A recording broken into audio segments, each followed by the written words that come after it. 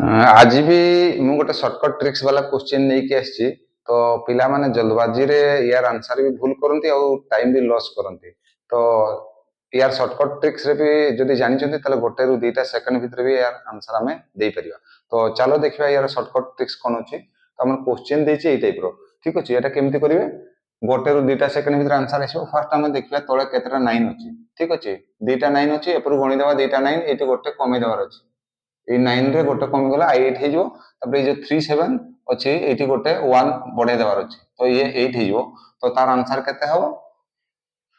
9 8 9 9 9 3 8 ଇଏ ହେଇଯିବ ତାର ଆନ୍ସର, ଠିକ୍ ଅଛି। ତ ସେକେଣ୍ଡ କ୍ୱେଶ୍ଚିନ୍ଟା କ'ଣ ନା, ଏଥିରେ ବି ଦେଖନ୍ତୁ କେତେଟା ଫାଷ୍ଟ ଦେଖିଦେବେ କେତେଟା ତଳେ 9 ଅଛି। 1 2 3 4 ଚାରିଟା 9 ଅଛି, ଏଠୁ ଗଣିଦେବେ 1 2 3 4। ଏଇ ଯୋଉ 9 ରେ ଗୋଟେ କମେଇଦେବେ, ଇଏ 8 କରିଦେବେ। 1 2 3 4 ये 8 रे गोटे बढ़े देवे, ये 9 कर देवे। तो आंसर केते हबो? 9 9 9 8 9 3 7 2 9 ହେଲା।